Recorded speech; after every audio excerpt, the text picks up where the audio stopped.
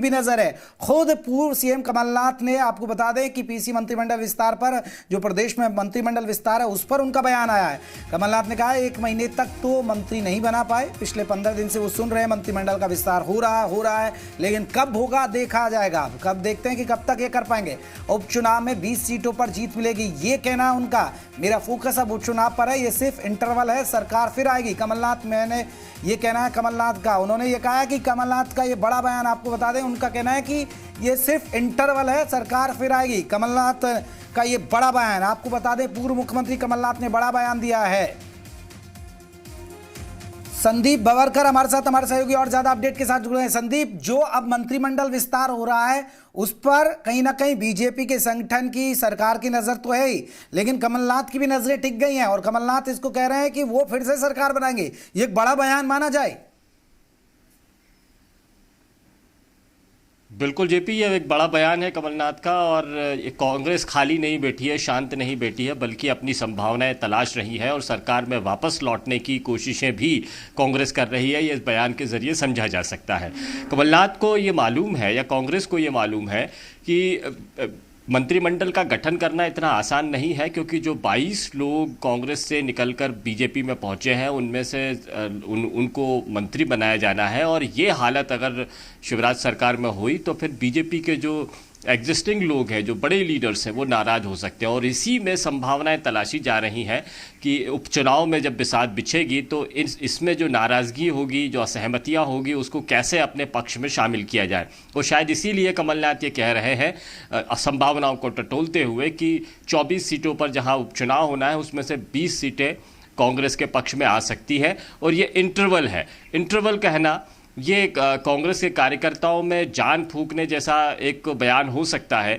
कमलनाथ अब कांग्रेस के कार्यकर्ताओं में जान फूंकने की कोशिश कर रहे हैं कि इस कांग्रेस की सरकार चली गई तो कुछ नहीं हुआ, अभी संभावनाएं बाकी हैं और उपचुनाव में एक बार फिर से कांग्रेस वापस लौट सकती है। इस बात को लेकर कमलनाथ कार्यकर्ताओं में और जनता में संदेश देना चाहते हैं।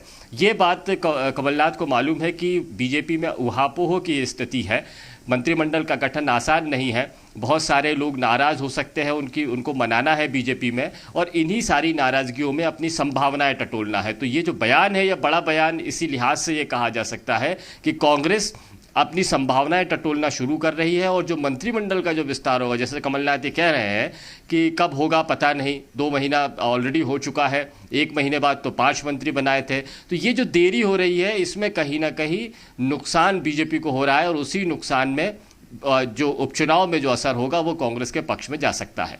बिल्कुल। तो कहीं ना कहीं अब जिस तरह की आपने कहा स्थिति जो जिक्र कर रहे हैं, अब यह है कि जहां विपक्ष की नजर और ज्यादा मजबूती के साथ टिक गई इस कैबिनेट विस्तार पर, और यही 2 फैक्टर होंगे कि हो सकता है कुछ नाराजगी बढ़ जाए, हो सकता है जो सिंधिया खेमे के विधायक के जो ख्वाब देख रहे हैं कि उन्हें मंत्री बनाया जा सकता है वो नाराज हो जाए, और यही इसी आधार पर कहीं ना कहीं प्लान कर रहे हैं यहां पर कमलनाथ।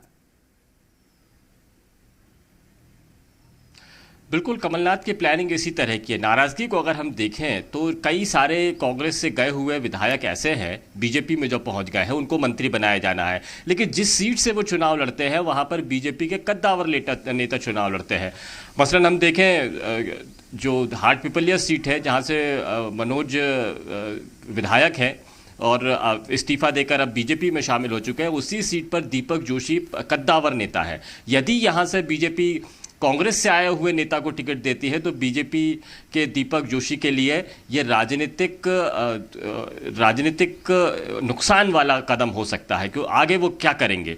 और ऐसे में दीपक जोशी की नाराजगी को मनाना, और ऐसी एक नहीं है, 22 सीटें हैं, 22 सीटों पर भाजपा का एक उम्मीदवार वहां पर नेता कायम है। ये तो रही उपचुनाव की बात में, लेकिन कई जब मंत्रिमंडल गठन होगा तो जैसा विवेक अभी बता रहे थे कि विंध्य इलाका ऐसा है जहां पर बड़ी तादाद में बीजेपी के विधायक चुनकर आए हैं, और यदि उस इलाके में केवल परंपरागत चेहरों को टिकट दे दिया गया तो जो दूसरे सीनियर बीजेपी के लीडर्स हैं वो नाराज हो सकते हैं। तो ये दोनों ही परिस्थितियां ऐसी हैं जिसमें कांग्रेस को संभावनाएं लगती हैं। बिल्कुल, कहीं ना कहीं संभावनाएं लग रही हैं और संभावनाओं में ये देखना बड़ा दिलचस्प है कि ये क्या तलाशी हो रही है। अब कहीं ना कहीं कमलनाथ इसमें अपनी संभावनाएं तलाश रहे हैं। शुक्रिया तमाम जानकारी के लिए। हमारे सहयोगी संदीप भावरकर हमें जानकारी दे रहे थे, लेकिन अब से फिर सुर्खियों में रहने वाली है मध्य प्रदेश की